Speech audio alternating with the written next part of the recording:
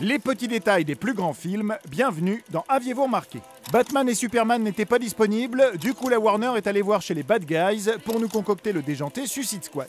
Une belle brochette d'anti-héros peu fréquentable qui s'est bien lâchée au rayon des détails et secrets en tout genre, alors attention, spoiler. Et ce qu'on peut déjà dire, c'est que cette Suicide Squad a des membres pour le moins atypiques, la délurée Harley Quinn en tête.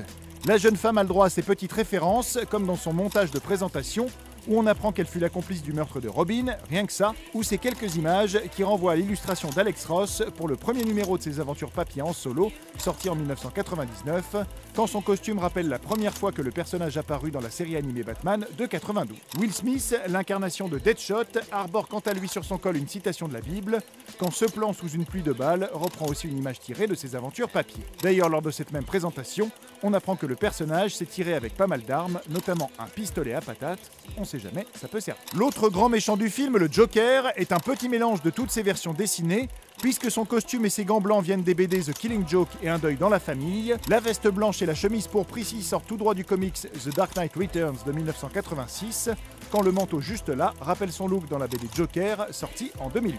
Pas étonnant du coup qu'il soit un peu schizophrène sur les bords. Outre ces détails vestimentaires, les fans auront aussi reconnu quelques lieux emblématiques de l'univers DC. Les entrepôts Ace Chemicals dans lesquels Harley finit sa transformation furent également le lieu de l'accident du Joker dans le Batman de Tim Burton, quand la grille d'entrée de l'asile d'Arkham est identique à celle de la série Gotham. Enfin, côté lieu emblématique, le film se déroule en partie à Midway City, connu pour être la ville natale des super-héros Hawkman et Hawkgirl. En plus de son casting haut en couleur, les fans auront pu reconnaître quelques figures familières, comme cet homme de main du Joker surnommé Mr. Frost, un personnage venu là encore du comic book Joker, quand le rôle joué par le rappeur Common est une subtile référence à l'homme tatoué, autre personnalité de l'univers d'ici. Petite particularité de casting, l'interprète de l'amiral Olsen, l'acteur Tate Whitehall, avait incarné dans la série Smallville le personnage de Rick Flag, un soldat joué ici par Joel Kinnaman. Enfin, pour en terminer avec les clins d'œil pour geek, le bâtiment dans lequel doit se rendre la Suicide Squad se nomme le John F. Ostrander Building,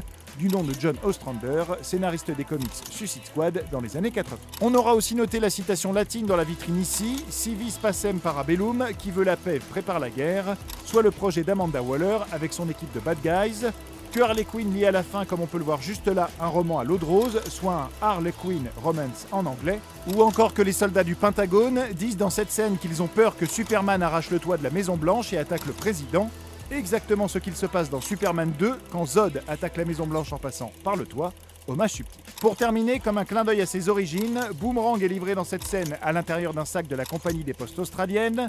Les plantes entourant June ici sont du millet capillaire, utilisé dans le temps pour repousser les sorcières, c'est-à-dire exactement ce que la jeune femme veut faire avec l'enchanteresse. On aura appris que la scène où apparaît le Flash fut réalisée par Zack Snyder en personne, en préparation de sa Justice League, ou encore que malgré les plus de 2 heures de film, Killer Croc n'a en tout et pour tout que 8 lignes de dialogue pour 64 petits mots prononcés, mais ça bien sûr, vous l'aviez remarqué, non?